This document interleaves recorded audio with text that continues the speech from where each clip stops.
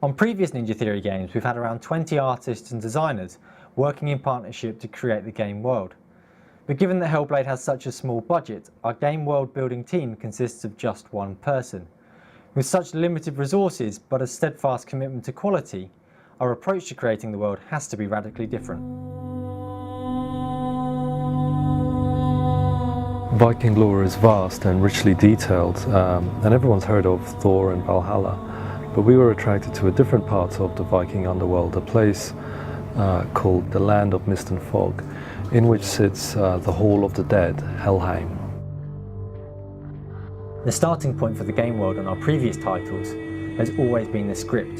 Designers would plan the levels and the gameplay around the action and locations in the story. Artists would then model and texture the levels before cutscenes, animations, lighting and effects would be added afterwards.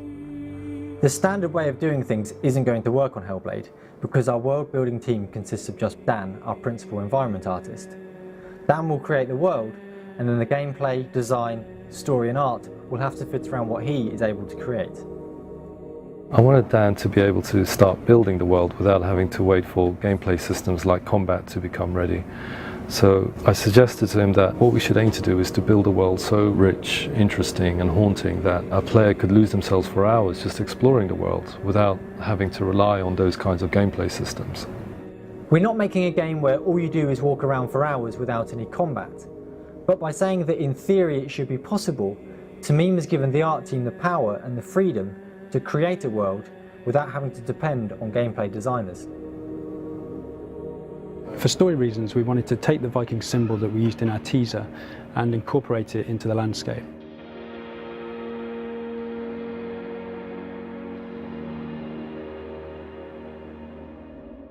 We researched a lot of Nordic terrain, but also a Greek island called Santorini, which is an active volcanic caldera.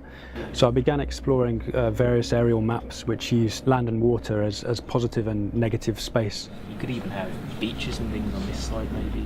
So we picked one that had a good mix of natural and man-made elements. After refining it a little further, I passed it over to Dan, and he quickly just stamped it into the Unreal terrain so we could run around the area and get a feel for its size. So to get a sense of realism into the map, we started looking at parts of the Nordic fjords, and from here, when we found areas that we liked, we took the satellite data and then brought that into Unreal and then used it with the terrain tool to make what you can see here. The size and scale of the map was looking great, and now it was time to think about locations within it. We needed to explore the details, work out what it was themed on and the style of each area. So we pulled together a lot of reference on Pinterest and ultimately created a lot of style sheets which explored it in a lot more detail. So the next thing to do was to scout around the locations. We knew that we wanted to have the central area to be the most prominent and viewable from everywhere. That way the player would be able to keep a sense of orientation. So we picked out some different areas, raised and lowered the mountains accordingly, and ended up with something like this. The scale of the world is now comparable to our previous AAA games, but given that Dan is our only environment artist, we have to find a way for him to create lots of content. We explored using kit parts and procedural systems on earlier projects like Razor.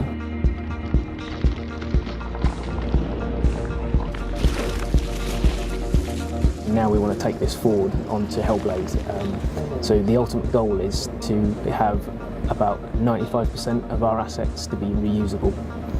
This Unreal demo is quite a good example of how you can get away with a very small amount of assets. So I had an idea for the centre citadel, which was to theme it on a storm-battered Viking ship.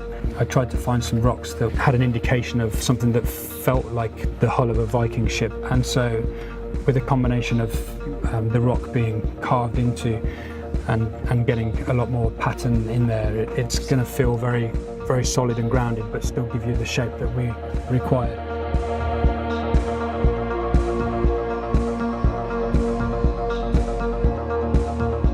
In reality, Vikings were mostly farmers, and they didn't create the kind of big, huge structures and temples that we would want. But since the game is set in the mythical underworld of Helheim, this gives us artistic license to create something that's hugely oppressive, massive in scale, and something that feels daunting to the player as you approach and explore it.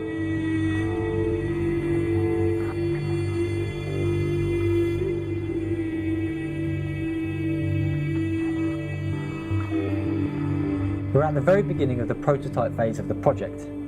Development at this stage is highly experimental and focused on answering the questions that we don't yet know the answers to, such as how do we build a world to this scale but keep it diverse and interesting? How does the player move around in this world, and how open is the world? We'll be finding the answers to these questions over the next few weeks.